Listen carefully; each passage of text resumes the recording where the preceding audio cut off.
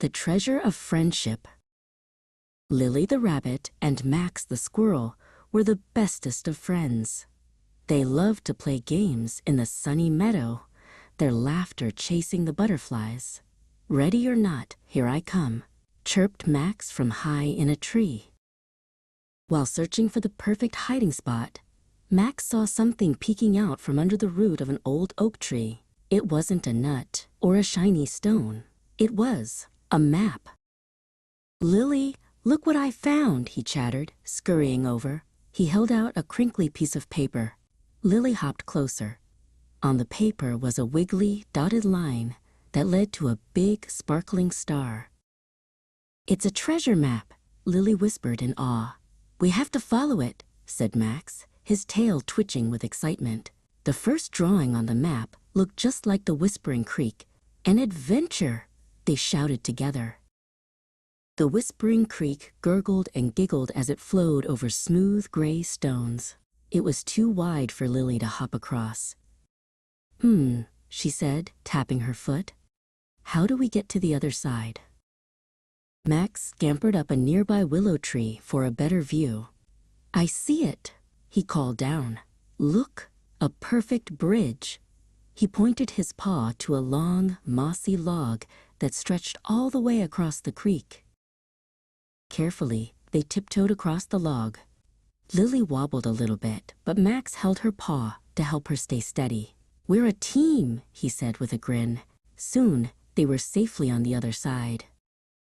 They checked the map again.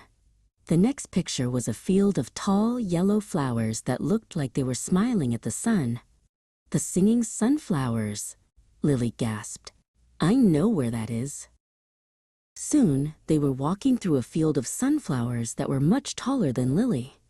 A gentle breeze made the flowers sway and hum a soft, happy tune. It felt like the flowers really were singing. At the edge of the sunflower field, the map showed a dark, spooky cave. "Oh dear," whispered Lily. "That's Grumpy Bear's cave. He doesn't like visitors." Max's tail stopped twitching. "The map goes right past it," said Max, trying to sound brave. "We just have to be very, very quiet." As they tiptoed closer, a loud rumble, snore, echoed from inside the cave. Holding their breath, they crept past the dark opening. Sniffle, snuffle, snore. The sound followed them until they were safely on the other side.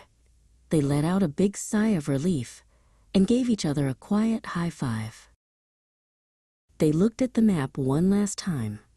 The dotted line ended at a very tall tree with a funny-shaped hole in its trunk. "It's a heart," said Lily. "The treasure must be inside."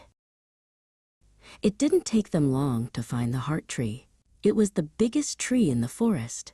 "I'll go see," chattered Max, and like a flash, he zipped up the trunk to the heart-shaped hole.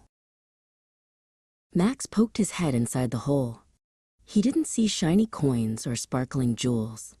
He saw a soft, cozy nest made of moss and twigs, and nestled inside the nest were 3 fluffy, sleeping baby owls. They were snuggled together, making tiny, sleepy chirps. This was a wonderful treasure. Just then, a large, beautiful owl landed silently on the branch beside him. She had big, kind eyes and soft feathers. "Hello there," she hooted softly. "I see you've found my little ones." The owl flew down to a lower branch to greet Lily. "My name is Professor Hoot," she said.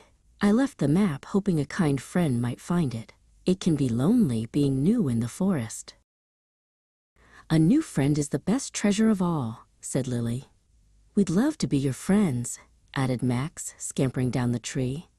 They promised to visit Professor Hoot and her babies every day. As the sun began to set, painting the sky orange and pink, Lily and Max walked home. They hadn't found gold or jewels, but they had found something much better. They had found a new friend.